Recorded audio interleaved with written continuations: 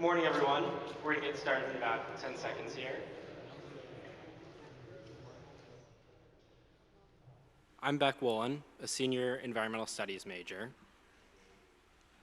I'm Jeremy Fleischacker. I'm a senior physics major. Today we have the privilege of welcoming Convocation speaker Michael Noble to Carleton, who's been a leader in the clean energy space for over 30 years and is well known for shaping and driving significant change in public policy solutions and speeding Minnesota and the Midwest's transition away from fossil fuels onto carbon-free clean energy. As executive director of Fresh Energy, Michael builds and catalyzes partnerships to secure new policies and harness market forces at the state and federal levels to achieve visionary change. Michael guides Fresh Energy's crucial involvement in advancing emissions reductions in the Midwest. With our electricity sector becoming cleaner, we're eager for this momentum to carry forward throughout the economy. As a 1977 graduate of Carleton College, with roots in the Midwest, Michael is committed to building the clean energy community in our region. Michael was a founding member of Clean Grid Alliance, Climate Generation, a Will Steger Legacy, Minnesota Environmental Partnership, Conservation Minnesota, and the Conservation Minnesota Voter Center, and was a founding member of REAMP. As sustainability assistants who have had experience with the complications and difficulties involved in advancing clean energy and carbon emissions reductions initiatives, Beck and I admire the progress that Michael has been able to make over the past few decades, and we are excited to witness a future of clean energy in the Midwest led by Michael and his collaborators.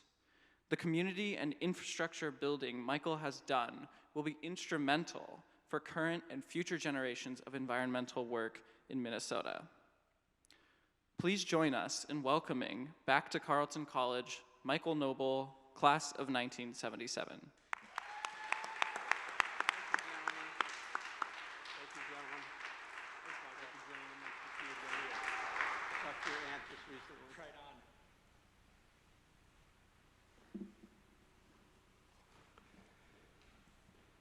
What a beautiful day on campus, so pretty out there. It is a very, very great honor to be invited to speak to you at Convocation. I remember sitting here in Skinner Memorial Chapel for my first Carleton Convocation 50 years ago this year. And I also remember holing up in the chapel basement for all-nighters in a crunch. I remember that equally well. My advisor was in the history department, Eleanor Zelliot. She's now deceased, but she wrote 3 books on the civil rights movement in India, and her focus was on a man considered the Martin Luther King of South Asia. I was also very close to the great sage Bardwell Smith, who published his final book on the history of Buddhism in Sri Lanka at the age of 97. And he died just a few weeks ago here in Northfield. He was truly a great man. So for 3 decades now, I have been completely immersed in climate science and climate policy and climate action, working as an advocate to decarbonize our economy here in the North. I work to get the emissions, carbon emissions, out of our electricity supply and to run everything we can on clean electricity. But the path was not clear to me when I graduated from here with my major in the history of religion. It took me at least a couple years to find my way into an entry-level job, energy auditing at the Federal Weatherization Assistance Program, serving the energy needs of households with limited resources. So I am well aware, when you were immersed in life at Carleton College, that it's not always obvious what might be next. So my purpose in speaking to you today is that I want to share some reflections about my climate life, but more than that, I want to talk about our current moment in history. It is a transformational time, and everything in your climate life will be dramatically different than mine. I hope to make the case that there will be more momentum on climate solutions in the next 4 years than there has been in the past 40 years. So my invitation to you is this: do not fear climate change, but do embrace the climate crisis personally, perhaps professionally, and bring a fresh set of eyes and fresh energy. There are a few things I want you to take away from our time today. One, over a 30-year period, states like Minnesota showed the way forward on climate action, while the federal government completely failed.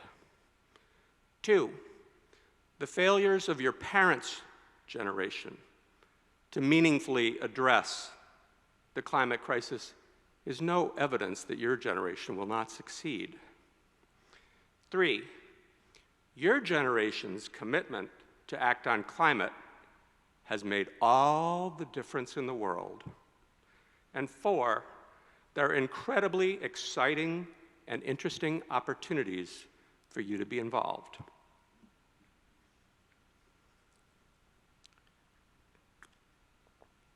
So after working now these 30 years to rewire our energy systems in Minnesota, in the North, and in the Midwest, in 2023, I'm rewiring my own life, and I'm moving on from fresh energy. I'll be seeking out new roles in this wonderful climate field, and I actually saw at 11 o'clock last night the job announcement for the hiring of my replacement. I saw that for the first time.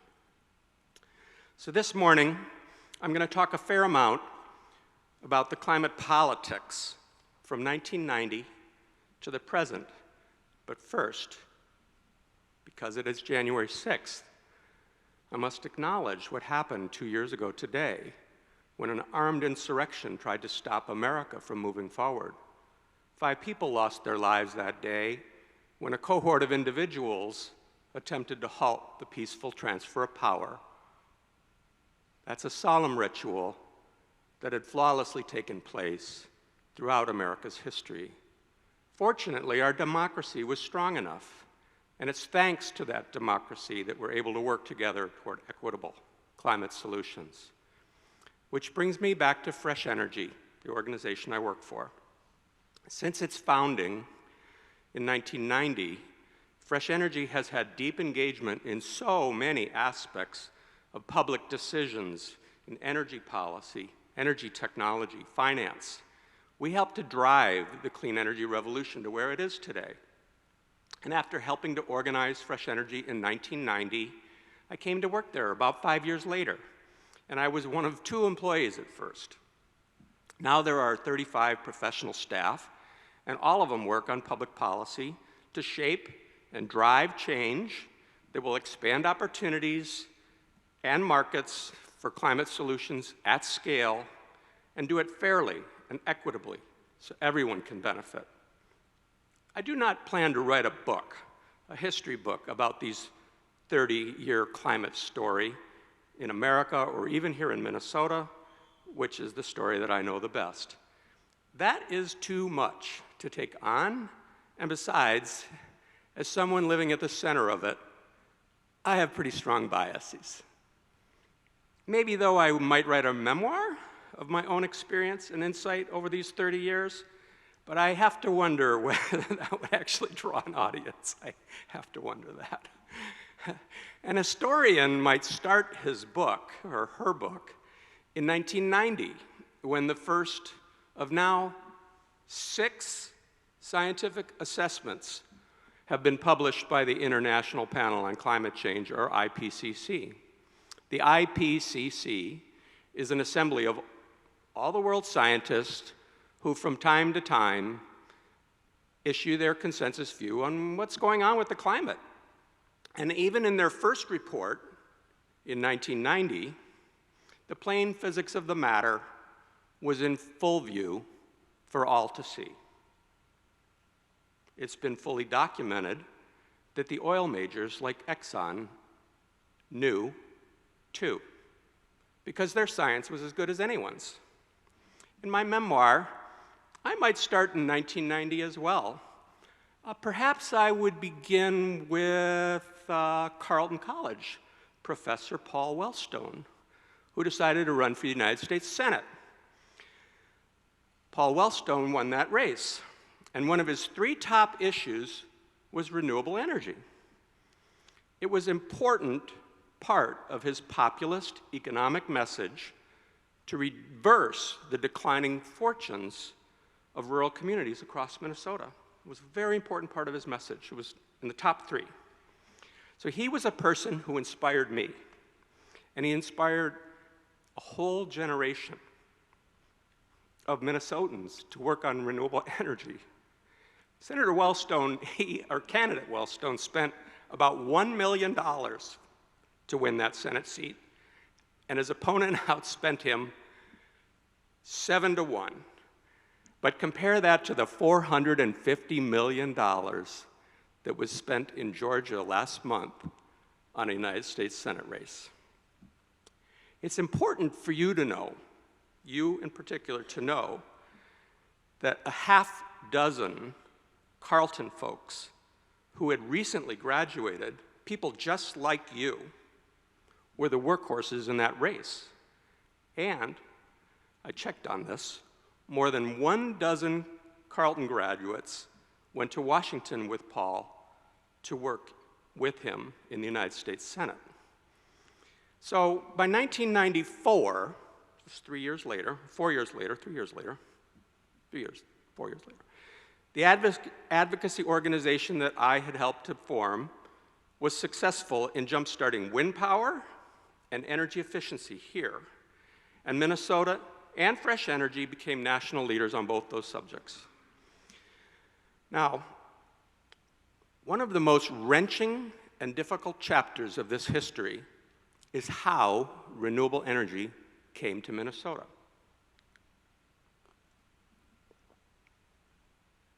It happened as part of a bitter dispute in the Minnesota legislature whether the nuclear power plants over in Red Wing should be allowed to store nuclear waste outside of the plants, just 30 miles from here.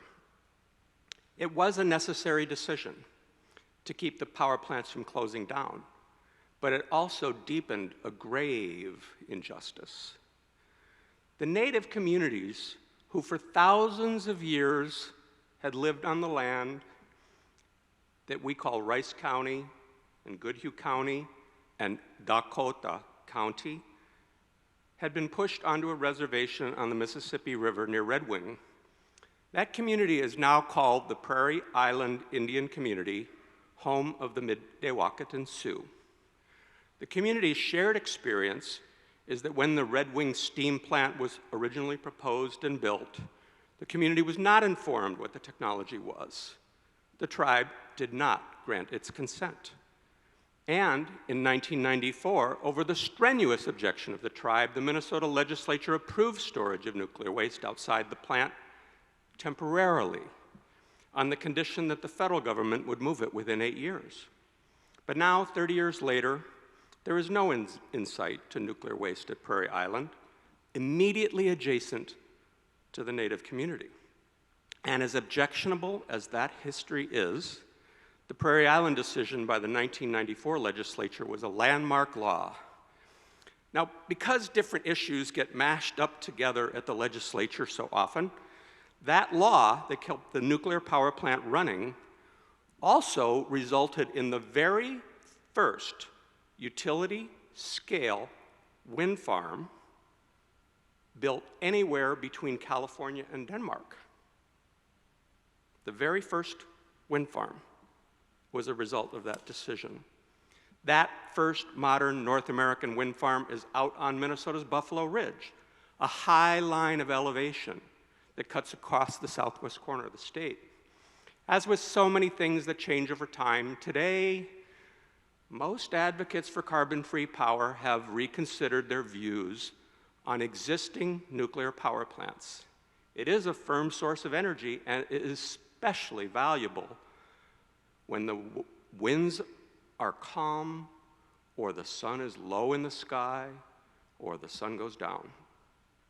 Another way that everything has changed is when Xcel Energy, the big power company that owns the plant, when they decide whether or not to seek permission to extend the lives of those 2 nuclear power plants at Prairie Island beyond the end of their operating licenses in 2034, the single most important factor will be whether there is consent and support from the Prairie Island Indian community. At the federal level, the 1990s were a great disappointment on climate change.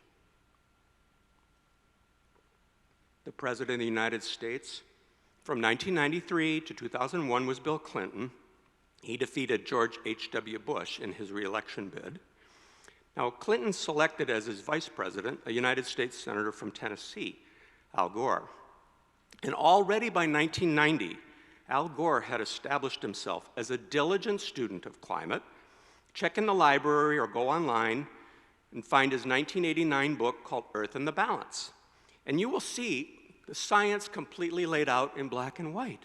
It was completely clear to everyone. This was 17 years before his Academy Award-winning film, Inconvenient Truth, that made Al Gore's name synonymous with the call for climate action. I have it seared in my mind all these years that he prophetically said in that book that solving the climate crisis should be the, quote, central organizing principle of human civilization. He wrote that in 1989. But when a 500-year flood hit the Red River Valley in 1997, Al Gore came to Grand Forks, North Dakota to survey the damage of a city destroyed. He said nothing about climate change at all. Now, the snow that fell that year was 10 feet. To give context, the average annual snowfall in the valley had been 3 feet, and the previous all-time record of the most snowfall ever was 7 feet. So imagine all that snow beating the old record by the average annual snowfall. But when springtime came that year, it was unseasonably warm, and it reached 50 degrees on 3 different days. I looked it up. And then the nasty Minnesota winter came back, and the thermometer fell to low single digits on April 7th, April 8th, April 9th, and April 10th.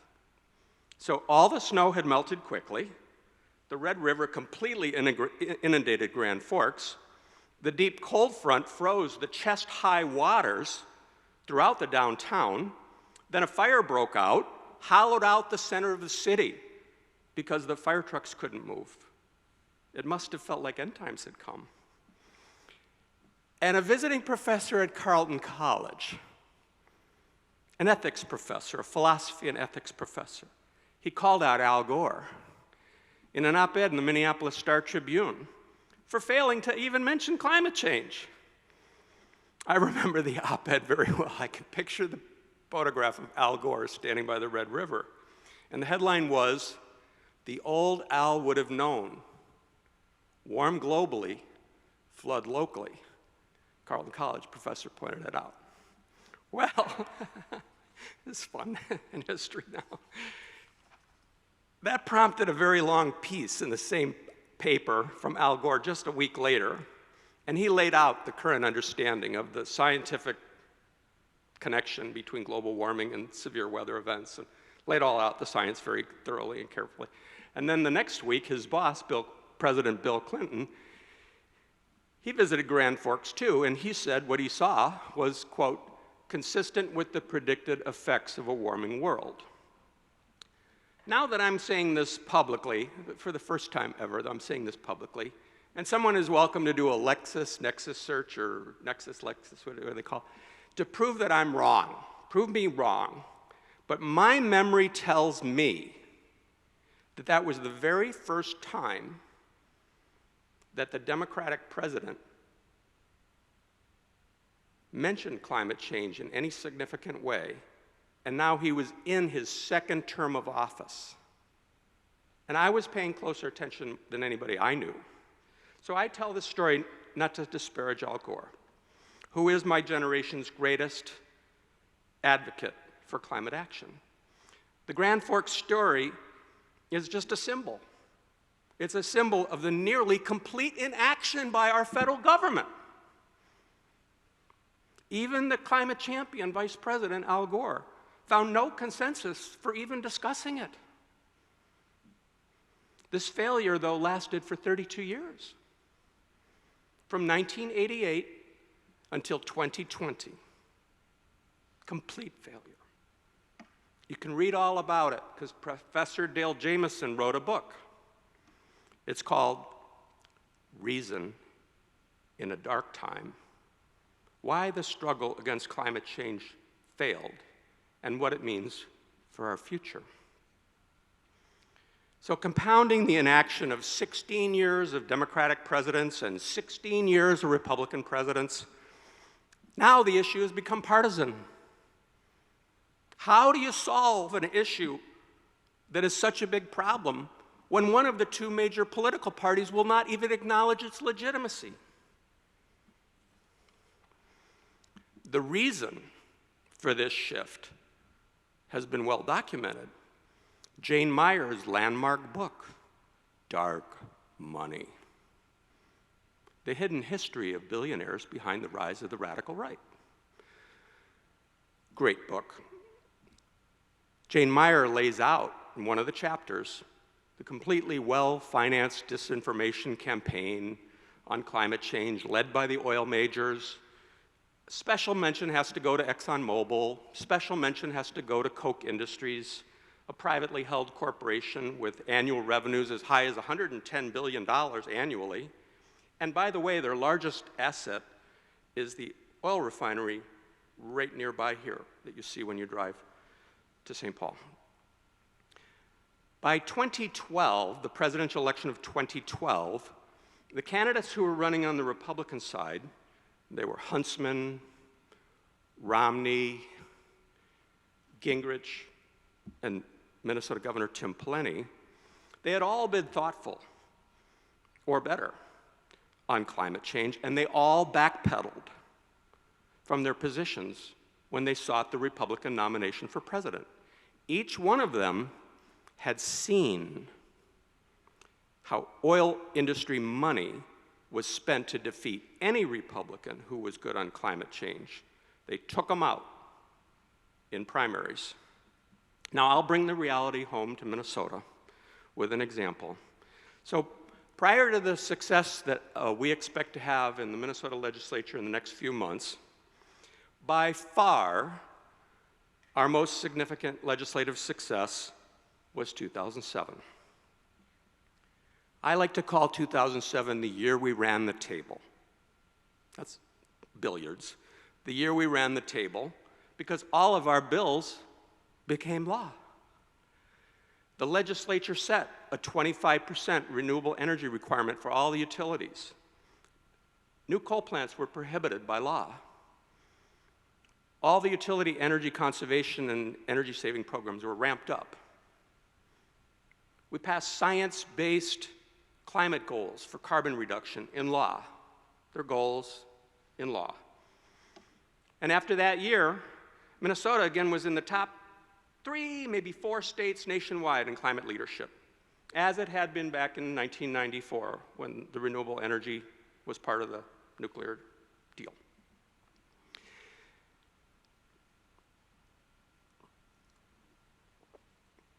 Employee told me, put something personal in now, Michael. Now, I remember the thrill of endgame negotiations. I was leading a team of clean energy advocates, and we were in discussion with utility lobbyists, and we were actively negotiating over hundreds of millions of dollars, actually billions of dollars, of new investments in wind energy in Minnesota. That's what we were negotiating about and how fast it would happen. Now, these 2007 laws were in fact passed by a strong Democratic majority in the Minnesota legislature, and Carleton College again, one legislator who led the charge in the Minnesota Senate was also a Carleton grad and a history major too. She was State Senator Ellen Anderson from St. Paul, the class of 1982, and she had been one of those Carleton students who worked on the Paul Wellstone campaign. But more importantly, though, for my point that climate does not need to be partisan, is that it was not. Almost all the Republican legislators voted for all those bills, and they were signed into law by a conservative Republican governor, Tim Pawlenty. Now, like a drum major in a marching band, in front of the marching band, Tim Pawlenty gets full credit, and he should get the most visibility for these victories. He was the governor. And in those exciting negotiations that I described, I was advising the inner circle of the legislative leaders. But I was in regular communication with Governor Pawlenty's inner circle. I was in regular dialogue. And years later, they told me that the governor knew that he was out in front on climate change in America, and he actually relished that role. I learned that when 6 or 8 of his advisors were sitting cotogether in consultations about could we accept this, could we accept that, where are we on this? Pawlenty was the greenest guy in the room. That's a quote. He was the greenest guy in the room. The next year was 2008, and that was a presidential election year. Senator John McCain of Arizona was the nominee. And historians will tell you, he was arguably the foremost US climate leader in public office. Arguably, the foremost public leader on climate in any government office, elected office. And I remember, as he was just about to select his running mate, and this guy was out, and that guy was out, I remember the news anchor saying on television, "All eyes are on Minnesota. Governor Tim Pawlenty, is he the running mate?" Well, he was an obvious shortlist candidate because he was a 2-time governor of a historically blue state in the Midwest. But Senator McCain picked Sarah Palin, the governor of Alaska. And it was just a few days later that the Republican National Convention was held in St. Paul, my hometown. Governor Pawlenty was in the back of the arena. And the most famous thing that happened at that convention, Sarah Palin led a chant. Drill, baby, drill. Drill, baby, drill. Drill, baby, drill. Republican politics had taken a dark turn on climate and much else. Now, Governor Pawlenty himself ran for president in 2012. On stage at the Hubert Humphrey School of Public Affairs, Pawlenty said, "No one really knows what causes climate change." There was an audible gasp. I heard it on the radio, I wasn't there, but I heard the audible gasp from a very well-informed audience. Did he believe that? Or did he just need to say that in order to be a viable candidate for president? He wasn't going to let the Sarah Palin wing of the Republican politics push him to the margins again. So by 2012, that presidential race, the spending on disinformation and climate denial by the fossil fuel industry had gone on for years, and the oil industry had used its allies, like the Wall Street Journal editorial page to reach the elites, and Fox News to reach Main Street. And by 2012, the fossil fuel industry and anti-climate position completed its takeover of one of America's 2 major political parties. Now, historians would argue that climate partisanship was just one aspect of the rightward surge responding to Obama's presidency. He was unable to pass his climate program in 2009, And it was a cap and trade program with a declining cap on carbon pollution and a market for trading pollution permits. But I fault the American environmental movement for that policy catastrophe much more than I fault President Obama, and that is a completely different speech. It's a good speech, though. I'm blaming myself and all my friends. So to his credit, Obama did show a better way forward on climate action with his stimulus recovery. After the world's economy nearly collapsed, Obama's recovery committed a huge tranche of investment to climate solutions. Those investments drove innovation in manufacturing and cost reductions in many clean tech industries. For example, the Obama stimulus was one of the most important puzzle pieces in the birth of the electric car industry worldwide. There's a good book on this. Mike Grunwald, The New Deal, The Hidden Story of Change in the Obama Era. So now we're going to fast forward. We're going to go from 2012, which is the beginning of the Obama second term, all the way up to the 2018 midterm elections, and then the presidential election of 2020. Now I'm skipping over 6 or 8 years, I guess, of climate paralysis by the federal government. You know, but there still was steady progress in the states, many states, annual incremental improvements year by year, important advancements, things like fresh energy, but many states, many groups, many allies, many partners. And I'm not telling you this whole exasperating history of federal inaction, you know, against the backdrop of state progress, because it has been my life. I'm telling you this long, sad story because it is now wonderfully been swept away by current events. It's gone. So a whole new future is coming into view. And the next 4 years of progress and momentum on climate solutions is going to be more than the previous 40 years. And Al Gore prophetically said it back in 1989, but now I believe we're about to make climate action the central organizing principle of human civilization. That's what's going to happen now. It's such a dramatic time of change, but you're living in this moment, and it's hard for you to see what an incredible inflection point it is, because you're living in it. It's hard to see. But on climate and energy, everything going forward is different than everything past.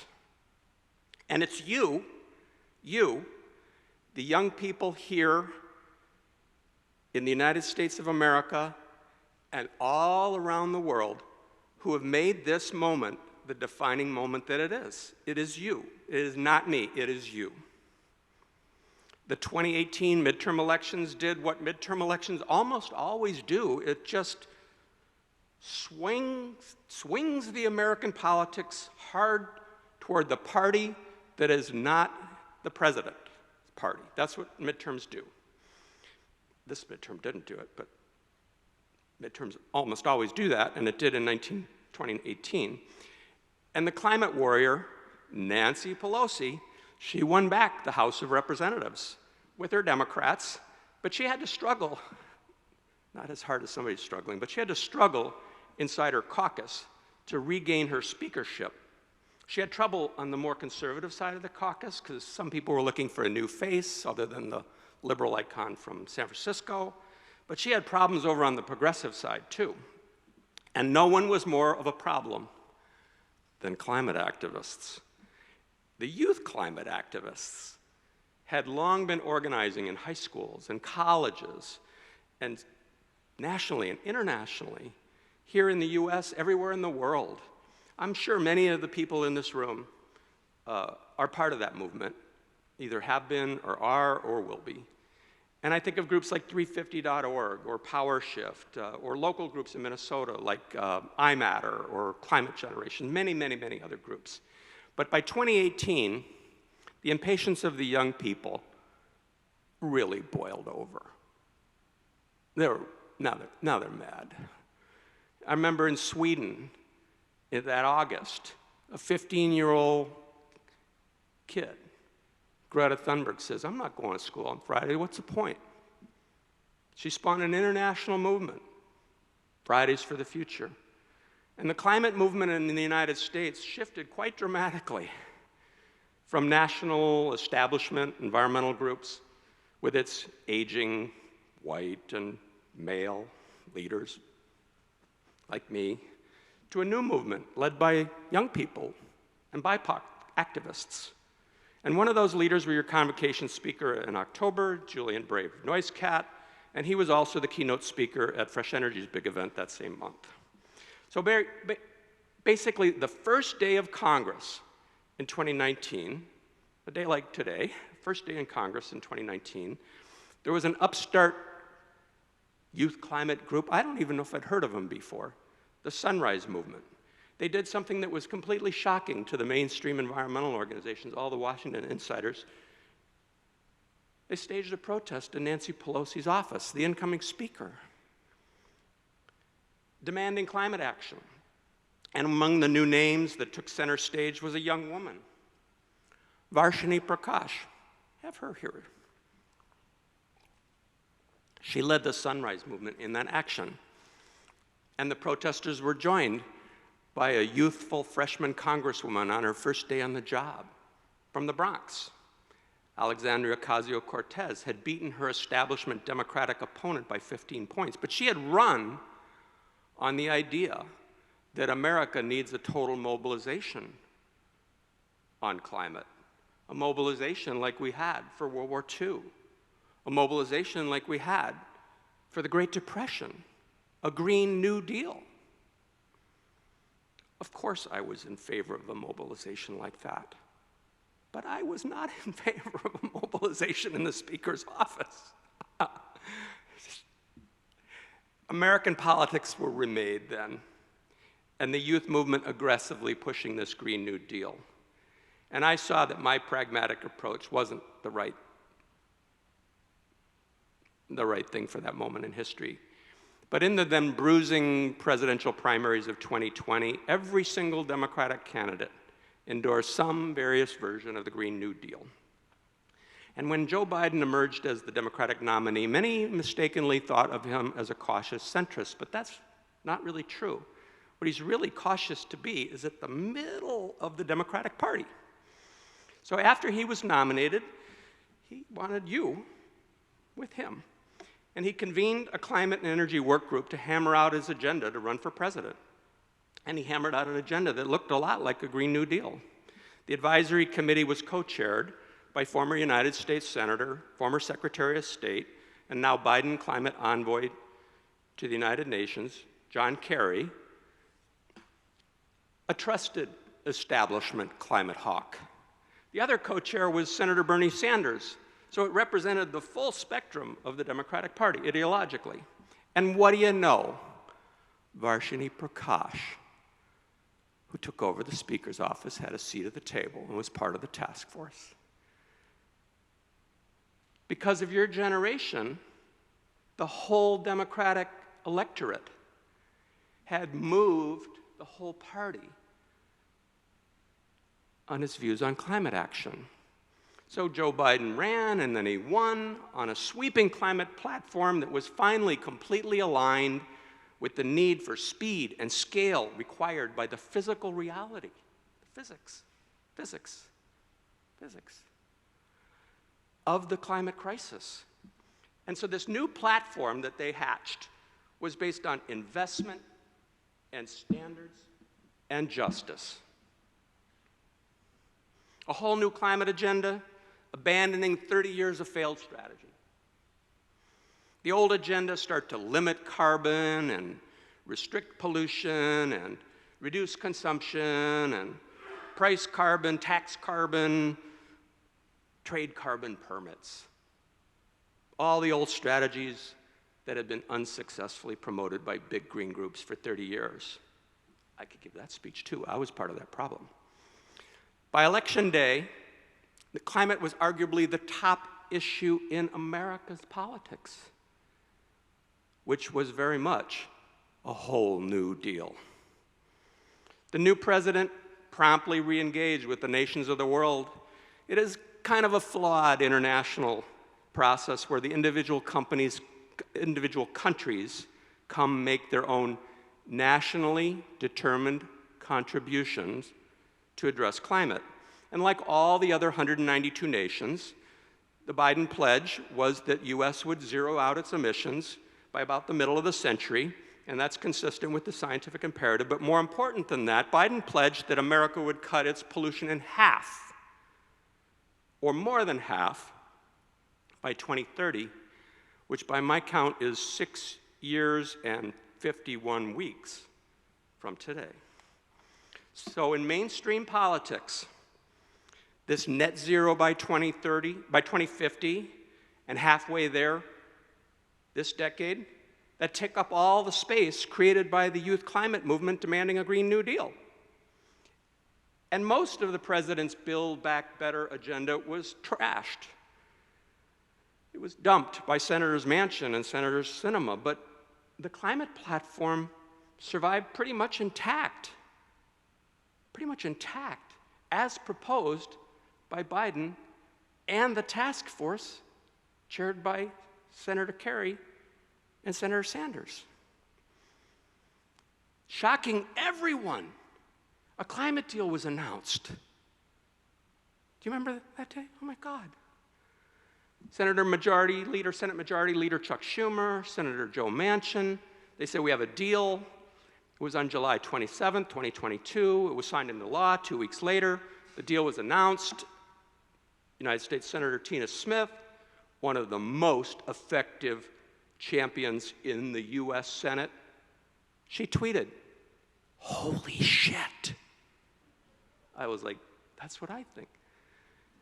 Pretty well reflected how shocked I was and how thrilled I was. So this sweeping law of 2022, and they absurdly named it the Inflation Reduction Act, it, for obvious political reasons, it cuts emissions by about half, little less, about half, by 2030. So the partisan divide over climate couldn't have been more obvious on the day of the vote. No Republicans supported the bill. But Joe Manchin, a very, very conservative Democrat from a state that Joe Biden had lost by almost 40 points, he had his name on the bill. His name was on the bill. So a coal baron senator from a coal state of West Virginia was a more reliable climate ally than any House suburban Republican moderate in any swing district, in any blue state or any purple state, like California or New York, Pennsylvania, Wisconsin, Georgia, Colorado, Arizona. That tells you something profound about the accomplishment of dark money from the fossil executives and the Kochs over my climate life. But it's actually more profound that not a single Republican candidate in the recent 2022 elections ran against this new law saying that it was bad. No one ran any ads saying the law was bad. Nobody did. So now the Democrats delivered to the president is not only our American climate policy, it's our energy policy, it's our industrial policy, it's our labor policy, it's our manufacturing policy, and it's our trade policy that critical strategic materials will not be sourced from Russia or from China. And I strongly believe that it will be so popular that it cannot be rolled back, even if politics turns sharply to the right. It cannot be rolled back. And now,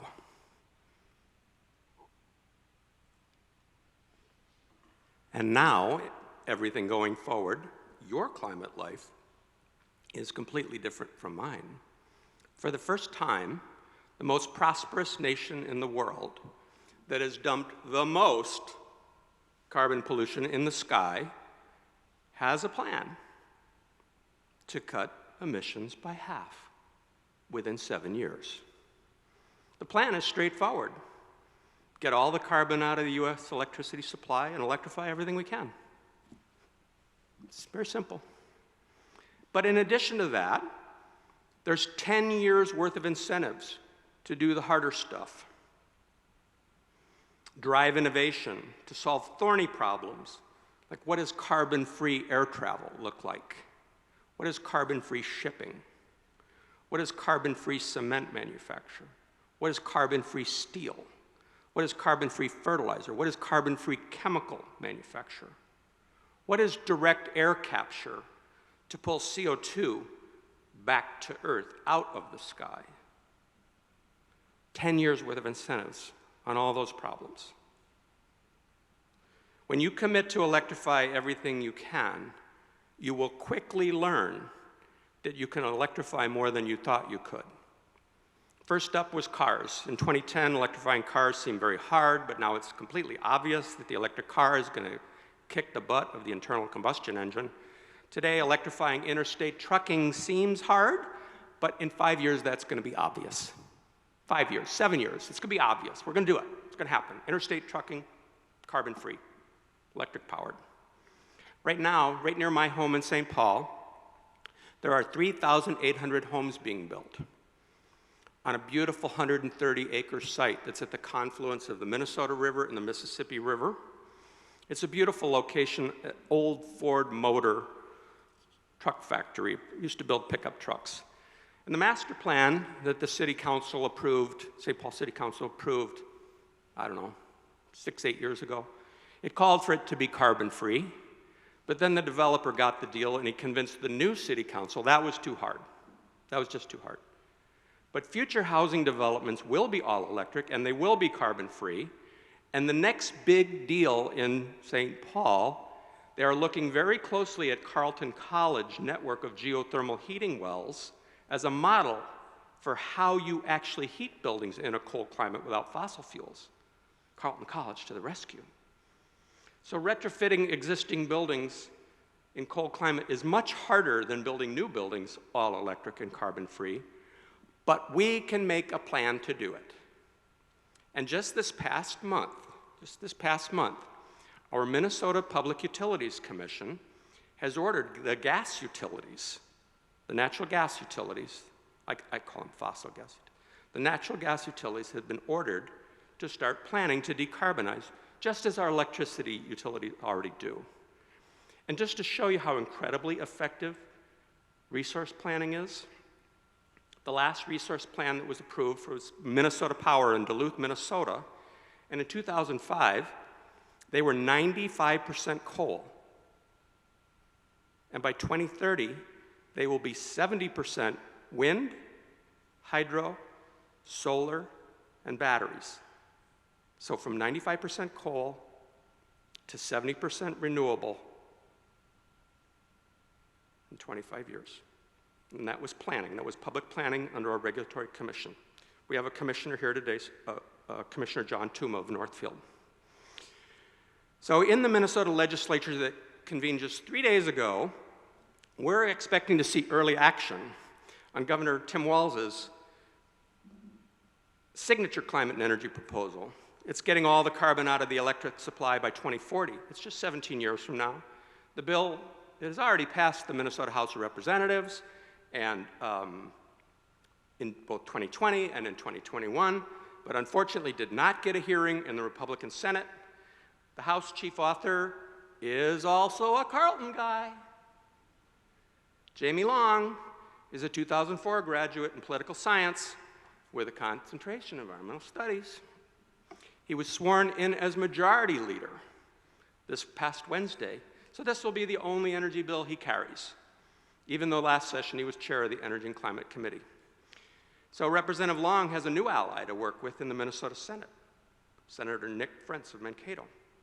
And since the Democrats have won both the bodies, the House and the Senate, but it's close. Their narrow majority is 34 Democrats and 33 Republicans.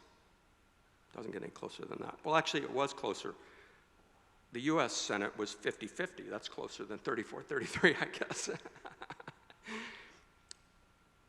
But it was your generation that put the Democrats over the top in the Minnesota Senate. And I'm giving you the facts.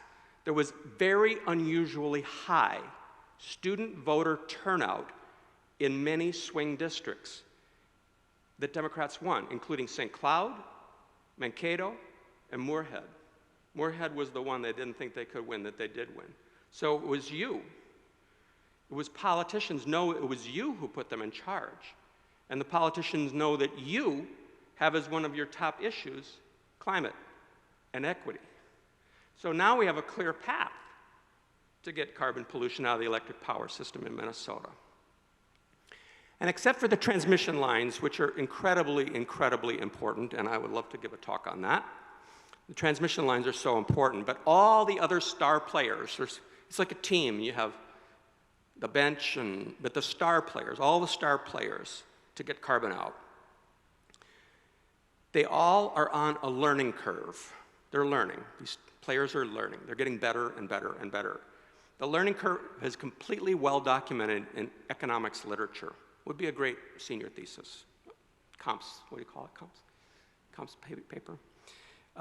The learning curve of these technologies. And what a learning curve means is that the price will fall at a very predictable rate. Okay, I'll explain it. For any manufactured technology like a LED light bulb, or a solar cell, or a lithium-ion battery, or wind turbine, every single time that the cumulative output, every time it doubles, the price falls by a steady and predictable percentage. And different technologies are on different learning curves. But 15 to 25% price reductions with each doubling is what you can expect. So solar prices keep falling and falling and falling and falling. And battery prices keep falling and falling. And wind power prices keep falling. I guess theoretically there is some point where they can't fall anymore, theoretically, but it is absolutely not clear that that's true, that they will ever stop falling in price. I mean, I guess they can't get to zero, right? So the year that I graduated from Carleton, a solar cell cost $70 a watt. The main customer was NASA for producing energy in orbit, because the alternative was too long an extension cord.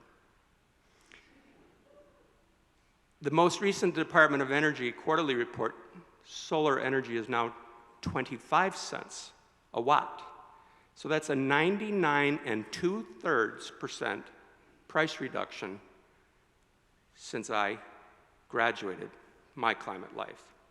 So we're headed into a world where solar energy and wind energy is going to be so cheap that during some of the windiest and sunniest hours, it'll be nearly free. And I'm here to offer you an invitation. The life of any person can be a climate life, with even more impact in solving this existential crisis than mine. The big dials on the dashboard, they're finance, technology, policy, whatever your passion is, science, health, engineering, law, scholarship, entrepreneurship, planning, architecture, construction, farming, art, journalism, education, or business, there's an opportunity for you to shape a future without carbon emissions, because we're now in a world where all the serious and well-informed people agree that we're going to zero. We're in a world where all the serious people agree. That's what we're doing. So we need to do it by about the middle of the century, and the richest nation in the world has a plan to do it fast. Cut by half fast, and then cut it to zero. Deploy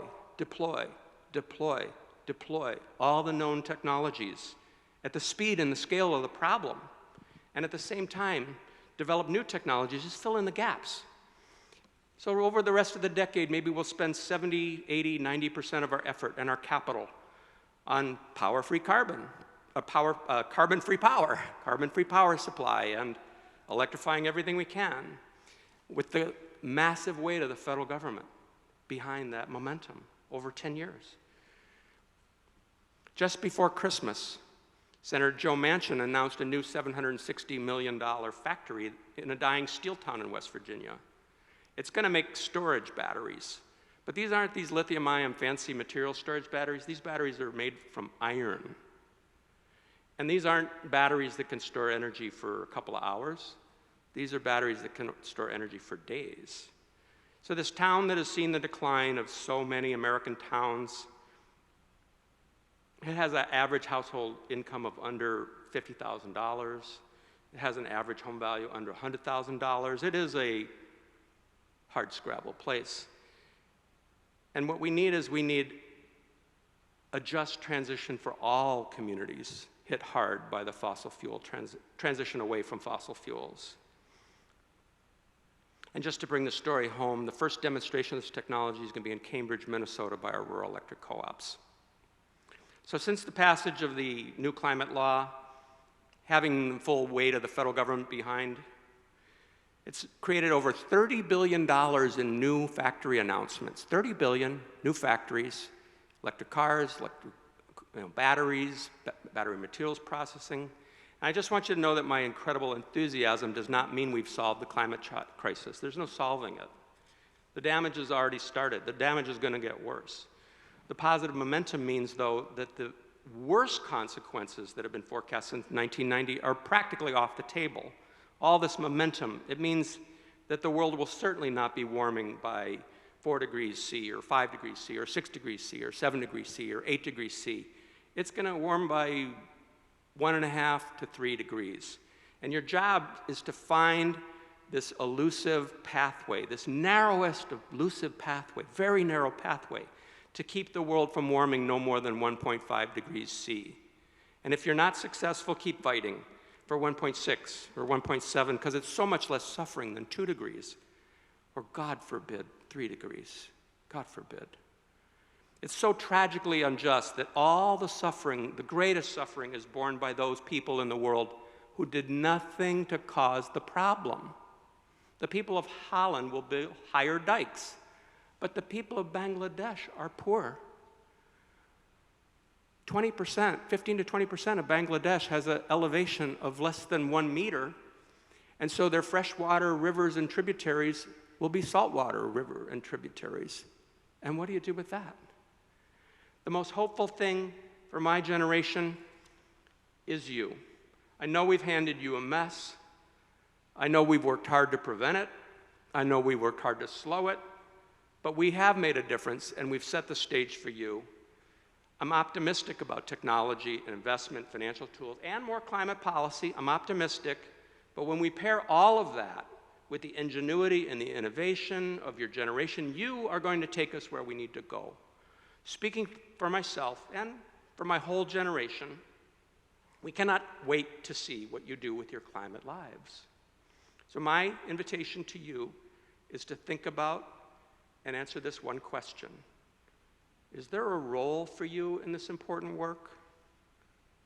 A path for you that can turn fear of climate change into action? Action that is personally meaningful to you? Thank you so much for having me.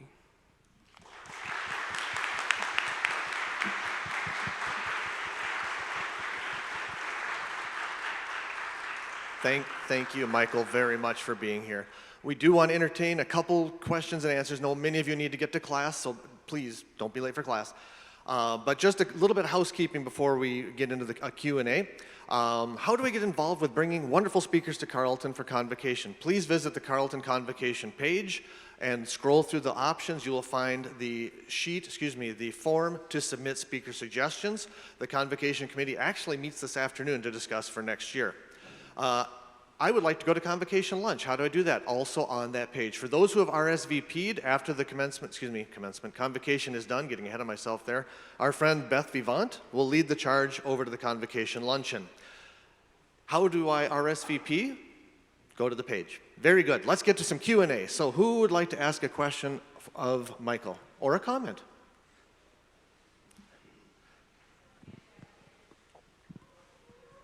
Hi. Great talk.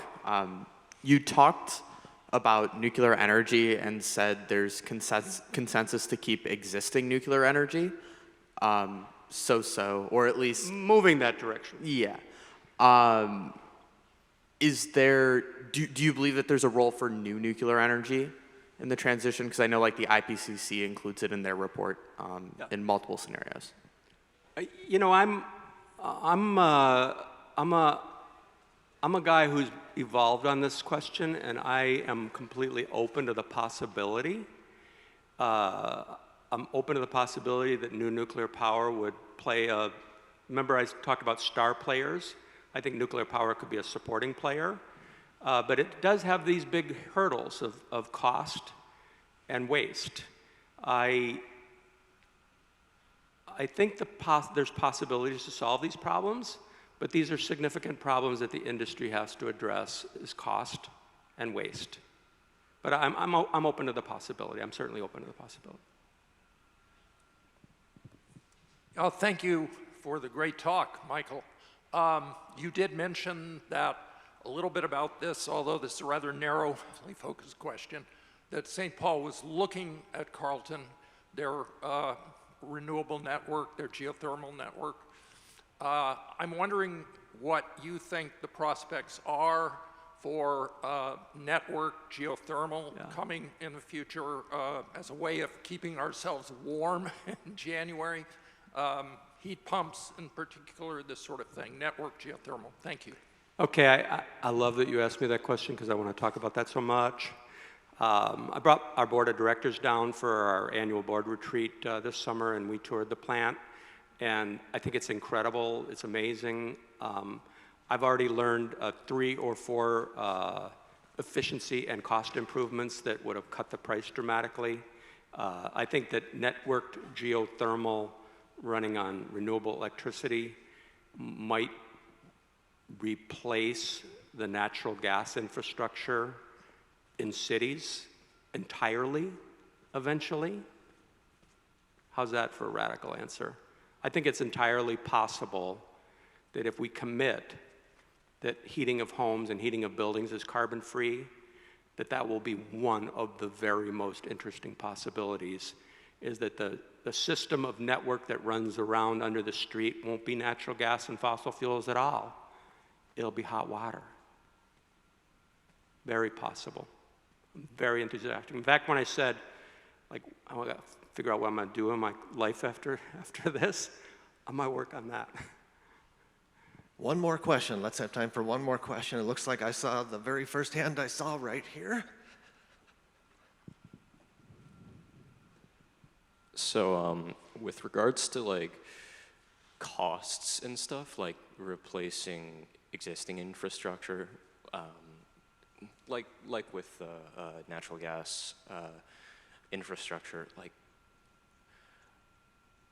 I guess